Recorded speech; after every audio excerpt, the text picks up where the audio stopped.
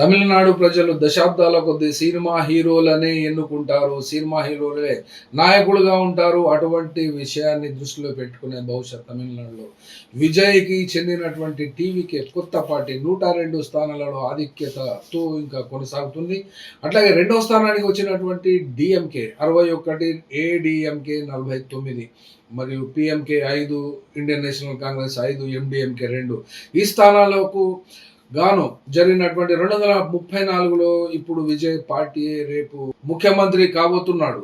అనగా ఈ యొక్క గెలుపుకు గల కారణాలే గనుక నిశితంగా తమిళనాడు రాజకీయాలలో చూసినట్లయితే డీఎంకే ప్రభుత్వానికి అట్టడుగు వర్గాల్లో అసంతృప్తి బయలుదేరింది. మరియు ఇక్కడ ప్రధానమైనటువంటి అంశం కూడా ఒకటి ఉంది. కొత్త శుద్ధ యువ కేంద్రీకృత కుటుంబ రాజకీయాలు లేని పార్టీగా విజయ్ని అక్కడ తమిళనాడు ప్రజలు గుర్తించారు.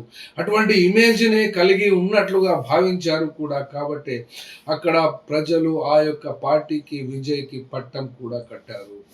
అట్లాగే ఆ ఒక్కటే స్టార్డమే కాదు, స్టార్డమ్ వలన మాత్రమే గెలవలేదు, స్టార్డమ్ కలిగినటువంటి వాళ్ళందరూ కూడా గెలవలేదు రాజకీయాలలో. ఉదాహరణకు తమిళ రాజకీయాలలో కానీ, కన్నడ రాజకీయాలలో కానీ, ఇక్కడ ఆంధ్రప్రదేశ్ తెలంగాణ రాజకీయాలలో కానీ క్రేజీ ఉంటేనే సరిపోదు, దానికి రాజకీయాలు కూడా తోడుండాలి అనబడేటువంటి అంశాన్ని యొక్క విజయ్ పార్టీ ఖచ్చితంగా ప్రూవ్ చేసింది. ఇక్కడ చెప్పుకోవాల్సినటువంటి మేజర్ ఇష్యూస్ మహిళల రక్షణ, ఉచిత లేదా సరసమైనటువంటి ధరకు విద్యను అందించడం, నిరుద్యోగము, అవినీతి నిర్మూలనకు సంబంధించిన హామీలు ఇవ్వడం, యువజనులకు ఉపాధి సంబంధిత పథకాల యొక్క ప్రచారం చేయడం, ఆ పథకాలను అమలు పరుస్తామని ఖచ్చితంగా నమ్మకాన్ని కలిగించడం కూడా ఒక ప్రధానమైనటువంటి కారణంగా ఇక్కడ గెలుపుకు కారణంగా కనబడుతున్నది. అట్లాగే టీవీకే పార్టీ యొక్క అన్ని రాజకీయ పార్టీలకు భిన్నంగా ఇక్కడ ఒక అంశం కనబడుతుంది.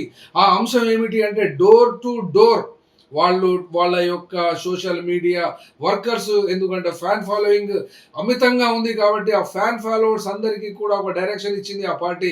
దాని ప్రకారంగా డోర్ టు డోర్ గ్రామంలో మరియు స్థానిక స్థాయిలో ప్రతి చోటికి ఆ ఇల్లు తిరిగారు. కాబట్టి అక్కడి ప్రజలు ఆ యొక్క పార్టీకి పట్టం కట్టారు అని ఖచ్చితంగా చెప్పుకోవచ్చు. అట్లాగే ఇక్కడ తమిళనాడు రాజకీయాలలో డిఎంకే, ఏడిఎంకే కొన్ని సంవత్సరాలుగా అనగా 60-70 సంవత్సరాల నుండి కూడా ఆ పార్టీలు మాత్రమే అధికారంలో ఉన్నవి. కాబట్టి ఇక్కడ విజయ్ పార్టీకి సంబంధించి తమిళాగా వెట్రి కజగం టీవీకే పార్టీని ఒక ఆల్టర్నేటివ్గా, మూడవ శక్తిగా ఎవరూ ఊహించినటువంటి రీతిలో ఇక్కడ పట్టం కట్టారు. సర్వేలన్నీ కూడా ఫెయిల్ అయినా కూడా టీవీకేనే గెలిచింది.